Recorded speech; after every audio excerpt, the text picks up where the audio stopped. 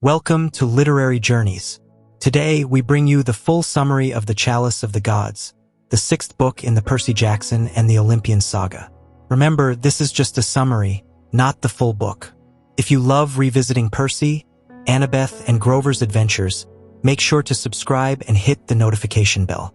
And don't forget to tell us where you're watching from. Your comments help YouTube recommend our channel and keep it growing. Let's dive in. Chapter 1. Percy Jackson begins his senior year of high school, hoping to graduate and attend college alongside Annabeth. However, his first day at the Alternative Education Institute is interrupted when he is summoned to the guidance counselor's office, who turns out to be Eudora, a nereid sent by Poseidon. She informs him that to be admitted to New Rome University, he needs 3 recommendation letters from different gods. Percy protests, believing his many heroic feats should be enough, but divine bureaucracy leaves him no choice. Before he can react, the floor opens beneath him, and he is swept away by a whirlpool into the ocean. Now, forced to take on new quests, his college future depends on the whimsical will of the gods. Chapter 2. Percy is dragged to Poseidon's underwater palace, where his father confirms the bad news. Zeus has imposed the recommendation letter requirement due to Percy being a child of one of the big 3. Percy protests, reminding his father of all the times he has saved the gods. But Poseidon can only offer him the opportunity to earn the letters through quests. To help, Poseidon places Percy's name on Olympus's quest board, announcing that he is available for assignments. As proof, he shows Percy a poster with his photo and an offer for heroic services in exchange for recommendations. With no other options, Percy accepts his fate, and before he can argue further, Poseidon sends him away with another whirlpool. Now, he must prepare for whatever mission the gods decide to throw at him. Chapter 3. Percy meets with Annabeth and tells her what happened. Though outraged, she promises to help him however she can. They share a quiet moment on the fire escape before heading down to dinner with Percy's mom and his stepfather, Paul. During dinner, Grover arrives, and after hearing the news, he gets excited about joining Percy on his quests, reminiscing about their past adventures together. As they eat, they talk about the upcoming pumpkin season at Camp Half-Blood and the strawberry harvest. Despite his worries about the new missions, Percy feels comforted by the company of his friends and family. However, the peace doesn't last long. At any moment, a god's request could arrive, though Grover naively believes it will take weeks. Chapter 4. The first mission arrives much sooner than expected. While Percy is on his way home from school, a mysterious young man approaches him on the subway. It turns out to be Ganymede, the cupbearer of the gods, who has come to ask for his help. Suspicious, Percy takes him to Zumo Bonoro, where Annabeth and Grover are waiting. Ganymede explains that his chalice, a sacred object that ensures divine drinks taste perfect and can grant immortality to mortals, has been stolen. Afraid of being humiliated in front of Zeus, he needs Percy to retrieve it in secret. Though wary, Percy agrees to the quest in exchange for a recommendation letter. With their first mission officially underway, they must investigate who could have stolen the chalice before the gods find out. Chapter 5. Ganymede reveals that he suspects 2 goddesses: Hebe, the goddess of youth and former cupbearer of the gods, and Iris, the messenger goddess. Both have reasons to resent him, but there is no solid evidence. Percy and his friends promise to conduct their investigation discreetly, as Zeus discovering the chalice's disappearance could have severe consequences. Additionally, the next Olympian banquet could happen at any moment, making time a critical factor. Desperate, Ganymede places his trust in them. Percy, Annabeth, and Grover decide to start with Hebe, hoping to find clues about the chalice's whereabouts. With time working against them, they must act fast before the mission becomes even more complicated. Chapter 6. Percy, Annabeth, and Grover arrive at Times Square in search of Hebe, the goddess of youth. Grover leads them to a strange establishment called Heebie-Jeebies, which at first glance appears as a 1990s entertainment center with arcade machines, bumper cars, and a candy stand. Percy suspects the place hides something dangerous, but Grover assures him that he has never had any problems there. As they explore the site, Annabeth and Percy notice that everything seems like a trap of nostalgia, designed to make visitors relive their childhood. Drawn by the scent of licorice, Grover guides them to an employee named Sparky, who, despite appearing to be a 9-year-old girl, seems to know too much. Following her directions, they find Hebe in the karaoke section, enjoying the company of a group of elders who rejuvenate while singing. Hebe greets them with a daunting offer to share pizza while listening to the elders sing. Chapter 7.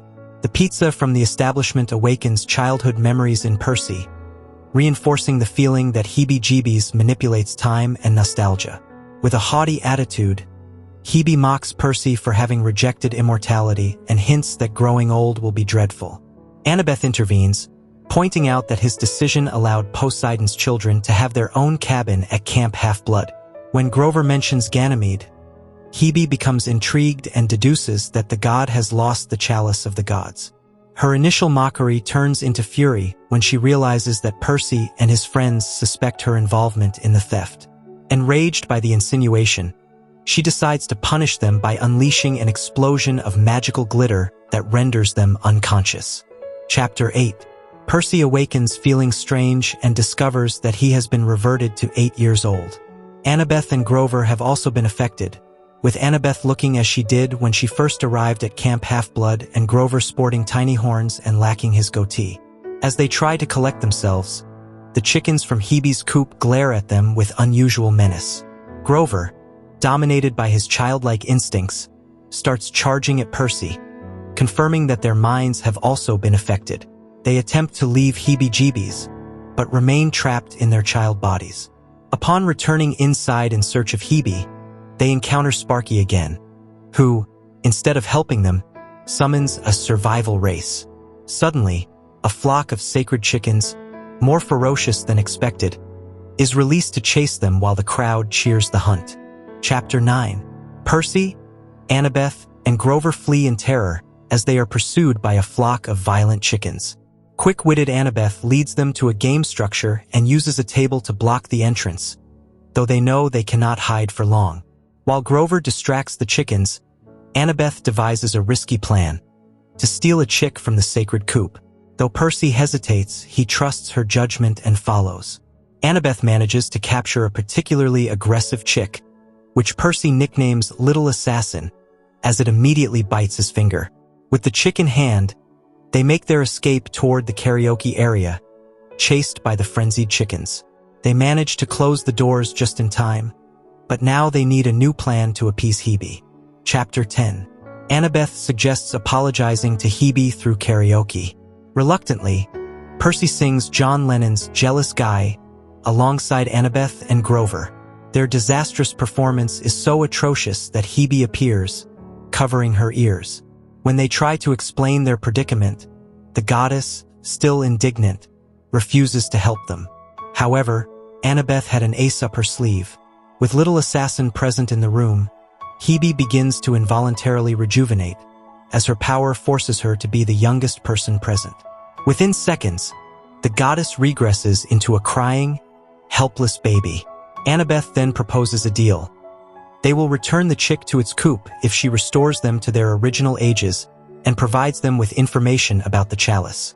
Hebe reluctantly agrees and, upon regaining her normal form, fulfills her part of the bargain while warning them that they won't like what she has to say. Chapter 11.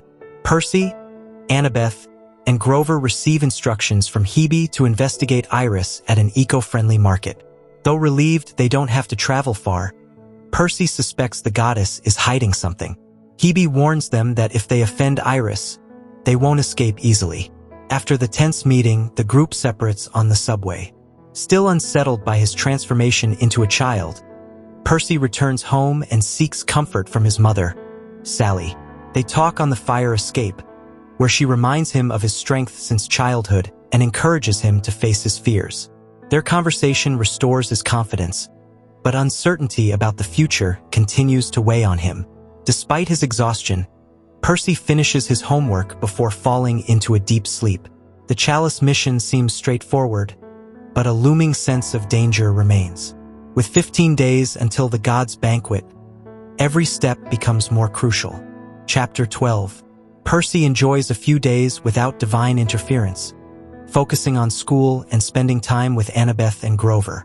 During lunch, Ganymede appears at his school, serving a mysterious Olympic drink number 5, supposedly refreshing and revitalizing without dangerous magical effects. Percy updates him on the mission, but the god remains concerned.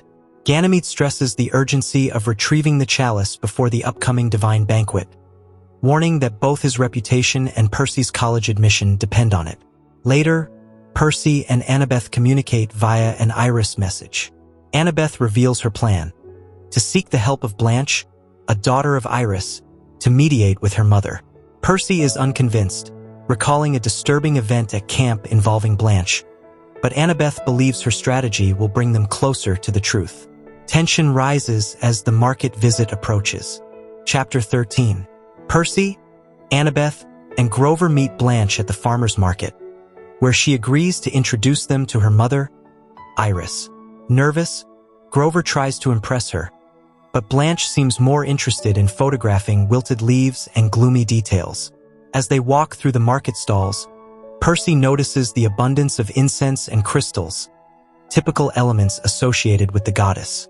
When they reach Iris's stand, they find that the goddess has a different appearance, with graying hair and a dress decorated with iris flowers. Her presence commands respect, and Percy fears that any misstep could result in a colorful curse. Blanche warns them to choose their words carefully. Iris, initially skeptical, agrees to listen, but her demeanor suggests that the conversation won't be easy. Percy senses that they are about to get caught in a divine family dispute, which could complicate their search for the chalice even further. Chapter 14. Percy and his friends explain their mission to Iris, who listens with unusual patience. However, when they mention Ganymede's chalice, the goddess reacts with irritation. She makes it clear that she despises the role of cupbearer, not out of hatred for Ganymede, but because the gods are often subject to Zeus's whims. Annabeth cleverly flatters Iris to gain her trust. The goddess agrees to help them, but not for free. She tasks them with restoring her ancient Karakian, a herald's staff that has accumulated filth over the years. To clean it, they must submerge it in the river Hellespont, where the Furies and horned serpents bathe. Moreover, they are strictly forbidden from harming any of the river's creatures. With 15 days left until the banquet, the pressure mounts. Percy wonders how they will locate the mythical river, whose whereabouts are a mystery. Left with no choice, he decides to seek help from his school counselor, the Naiad Eudora. Chapter 15. Percy visits Eudora for guidance. The Naiad, excited about his quest, informs him that he has missed the chance to earn double credit for involving more than one god, which infuriates Percy. When he asks for the location of the Hellespont, Eudora evades the question and, without warning, transports him through a drainpipe. Percy lands in Yonkers, in a polluted stream that barely resembles the mythical river. As he explores, he finds alarming signs: shed snake skin and a claw similar to that of a fury. Realizing he is alone and without Iris's staff, he decides to return for help. Certain that the Hellespont is nearby, the mission becomes even more dangerous. The thought of bringing Annabeth and Grover into a monster-infested habitat unsettles him, but he knows that facing the river is inevitable. The countdown to the banquet continues. Chapter 16. Percy, Annabeth, and Grover arrive at the Hellespont riverbed in Yonkers with Iris's staff, ready to face the polluted waters. As they move through the tunnel, their flashlights illuminate phosphorescent moss that glows a bluish green. The path leads them to a massive cave where the river winds through fields of yellow grass and twisted trees. However, the riverbanks are teeming with hundreds of horned snakes, blocking their way. Annabeth suggests sneaking past them, but Grover, surprisingly bold, offers to distract them with his pan flute. While Percy and Annabeth navigate the tall grass toward a waterfall, Grover remains on a rock, keeping watch. As Percy and Annabeth reach the river's edge, Grover begins playing, drawing the snake's attention. Annabeth shoves Percy into the water to clean the staff while she searches for an escape route. Chapter 17. Percy falls into the cleanest pool of the Hellespont, feeling the icy water rush over him. As Iris's staff begins shedding its grime, A blue-skinned god with an impeccable bun appears before him, Hellespont, the river spirit. Sarcastic and territorial, the god is furious about the contamination of his sacred waters. Unaware of Percy's identity, he blasts him against a rock with a powerful water current. Dazed and with a throbbing head, Percy tries to reason with him, but Hellespont is unyielding, declaring that he will not allow his river to be used for washing artifacts. Weakened, Percy attempts to negotiate, but the god presents a cruel challenge. He wants to see how long he can drown a son of Poseidon. Without giving him a chance to escape, Hellespont unleashes a devastating current, dragging Percy helplessly to the river's depths. Chapter 18. As Percy struggles against Hellespont's overwhelming current, his anger surges, triggering a powerful water explosion that sweeps through the cave, leaving the river cleaner than ever. Stunned, he surfaces to find Annabeth comforting the river god, who now appears vulnerable and confused. Annabeth has managed to pacify him by offering a calming herbal infusion, convincing him to accept defeat. Percy watches as Iris's staff, now fully restored, glows in a nearby crevice. With Hellespont's permission, Percy retrieves it, still baffled by Annabeth's unconventional problem-solving skills. Before they leave, Hellespont hints that he might consider Percy's earlier offer of a whale yoga course at Poseidon's palace. With the staff now purified, Annabeth unveils her next plan, using snake-shaped gummies to lure the monsters away and help Grover escape. Chapter 19. Following Annabeth's instructions, Percy uses Iris's staff to summon a dazzling rainbow, luring the snakes while he dashes across the field. The plan works, but Percy loses his bearings in the tall grass and finds himself surrounded by thousands of horned snakes. With no way out, he discovers that the staff responds to his desire to send Annabeth a message, and suddenly, he begins to rise into the air. Percy becomes part of the rainbow and is teleported to the cave's entrance, where Annabeth and Grover are already waiting. Annabeth is impressed by the staff's newly discovered ability, and Percy seizes the moment to send her a special message, telling her that he loves her. Embarrassed but happy, Annabeth reciprocates his feelings. Grover, exhausted from playing his flute to distract the snakes, insists on heading home before things get even weirder. Chapter 20. Percy and Annabeth return the staff to Iris, who is overjoyed to see it restored. However, the goddess seems more interested in her staff than in the fate of the demigods. When Annabeth reminds her of the promise to investigate Ganymede's chalice, Iris hesitates but eventually tells them that the thief is in Greenwich Village. However, the name she gives leaves the heroes baffled. Gary. Though the name sounds harmless, Iris implies that he is dangerous. To aid them in their search, she offers them a vial of concentrated nectar that will help locate the chalice. When Percy reaches for it, Iris demands payment. Instead of another impossible mission, she surprisingly only asks for $5 or a Venmo transfer.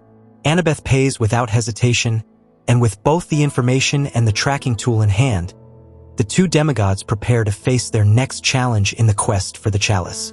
Chapter 21. Grover visits Percy during his swim practice, obsessed with some photos Blanche took of him. While Percy tries to focus on his competition, Grover confesses that Juniper was upset because he mentioned Blanche too many times. With his limited relationship expertise, Percy advises him to apologize and ask her directly what she wants as a gift. As they talk, Grover mentions that the cloud nymphs have noticed a strange presence in Washington Square Park, which could be connected to the chalice theft. Percy and Grover decide to investigate the park on Monday, though Percy isn't thrilled about waking up early. However, when Grover admits his fear that Annabeth and Percy will abandon him when they move to California, Percy reassures him that they will always stay together. Chapter 22. Annabeth visits Percy with homemade cupcakes for a family dinner with Sally and Paul. As they enjoy the meal, Percy notices the tension in his stepfather and the unusual drink choice of his mother. Finally, Sally reveals that she is pregnant. Shocked, Percy quickly shifts from surprise to joy and hugs his parents. However, the news makes him reflect on his upcoming move to New Rome University, fearing he will miss the early moments of his new sibling's life. Annabeth, sensing his doubts, reassures him that he will be a great older brother. Later, as he walks her to the subway, Annabeth jokes about him changing diapers, but Percy feels more at peace with his departure, trusting that everything will turn out fine. Chapter 23. During school, Percy is summoned by Counselor Eudora, who becomes uneasy upon hearing the name Gary, but disappears before she can explain. Later, during lunch, Ganymede frantically appears, terrified that Zeus could call for a toast at any moment while he remains without his chalice. When Percy informs him about the lead at Washington Square Park, the god panics, causing drinks to explode all over the cafeteria. After school, Percy attempts to research Gary in the library but finds nothing useful. While his main goal remains college, he starts seeing the mission as something more.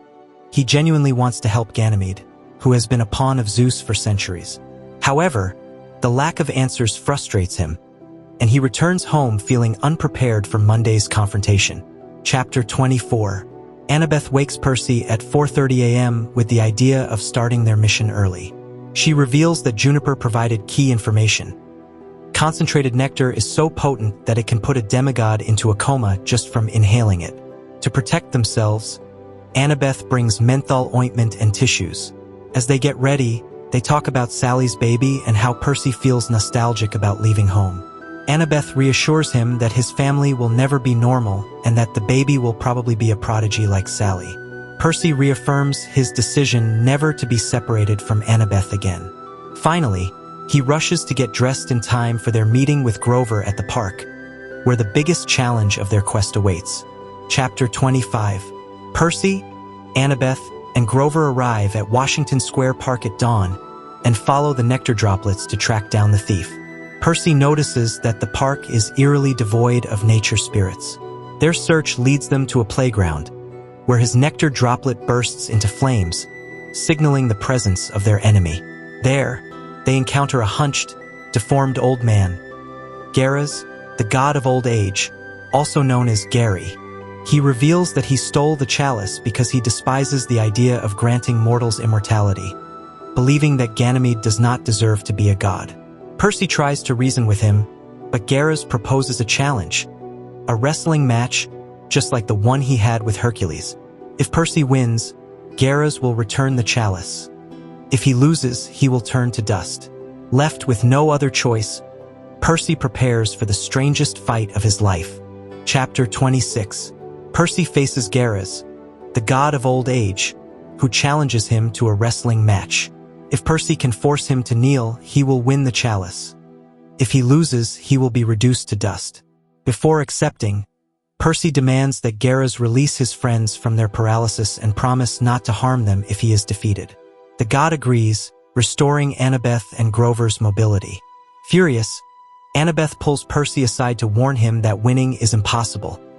After all, even Hercules couldn't defeat Garaz. However, Percy remains determined to keep his promise to Ganymede. Amused, Garaz watches as Percy struggles to devise a strategy to win without relying on brute force. Finally, Percy accepts the challenge, but the moment he signals the start, the god lunges at him with surprising agility, slamming him to the ground and forcing him to withstand his overwhelming strength. Chapter 27. Percy desperately struggles against Garaz, who traps him in a wrestling hold, squeezing the air from his lungs.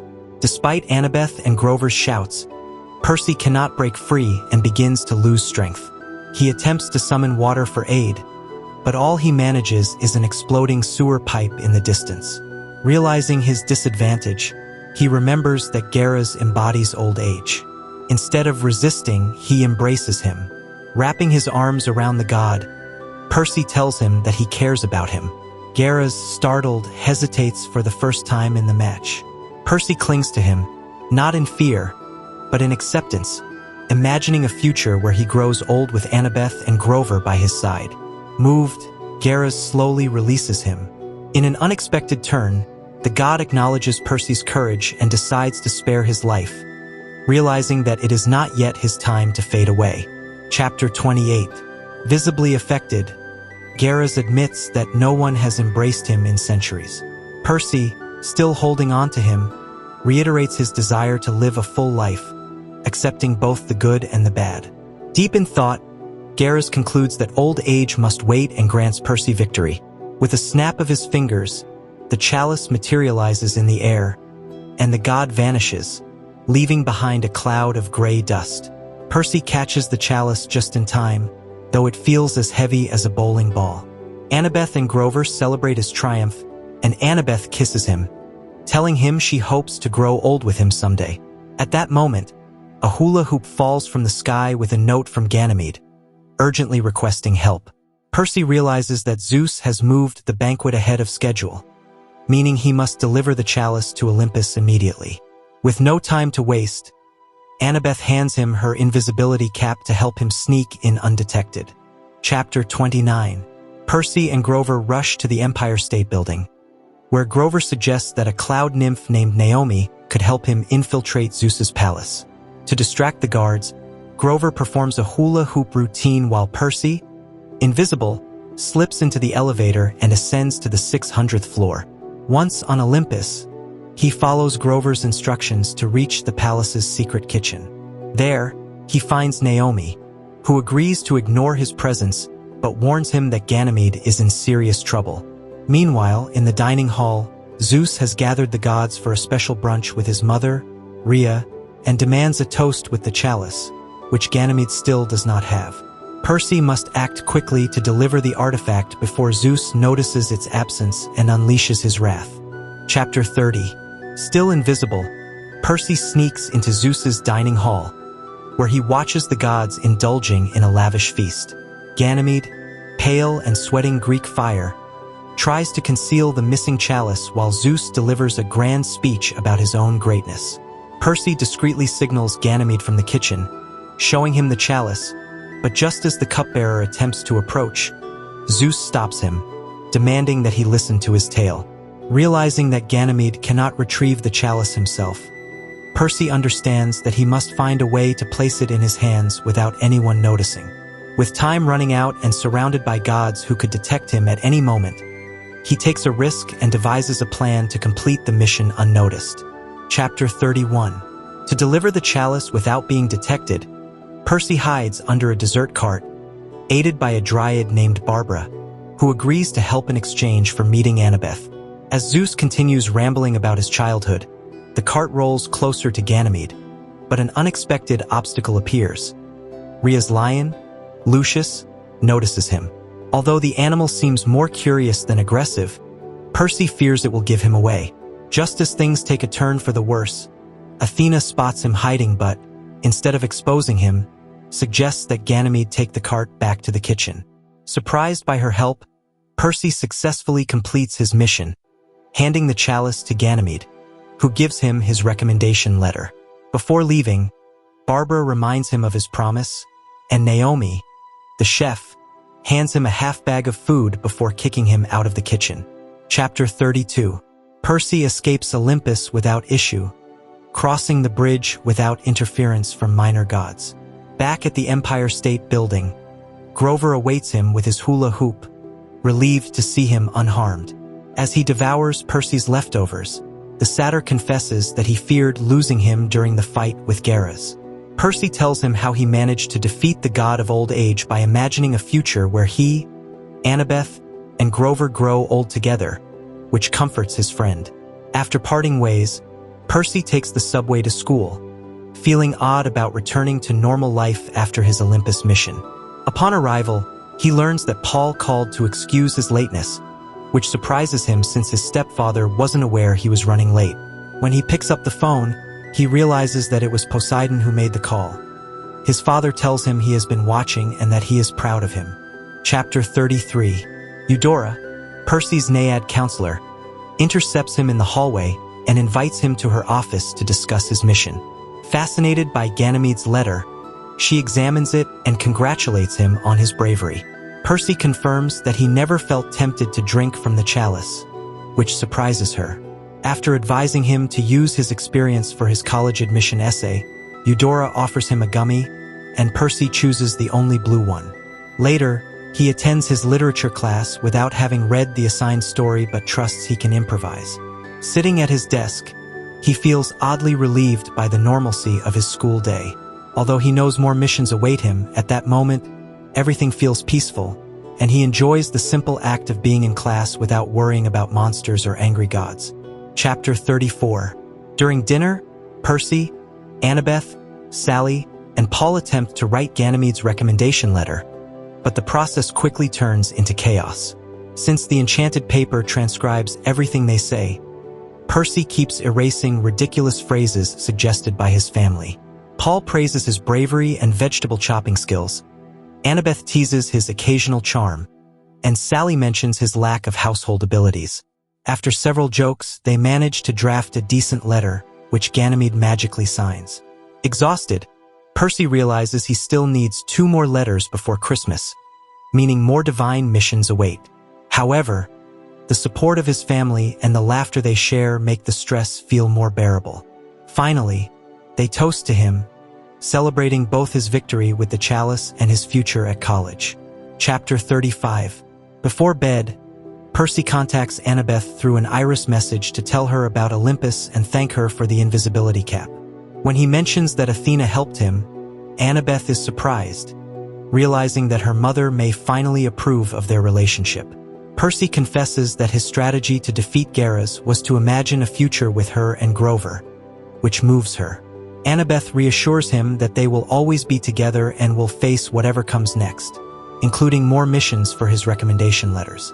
Before ending the call, Annabeth tells him she loves him, and Percy, touched, says it back.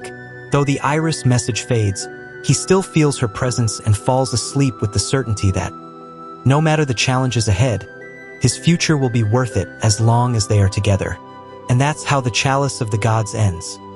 A story that proves being a hero isn't about destiny but about choice, loyalty, and courage. Thank you for watching this illustrated summary. If you enjoyed it, subscribe, like, and share with other Rick Riordan fans. Tell us in the comments, which part made you laugh the most? And which god do you think will give Percy his next recommendation letter?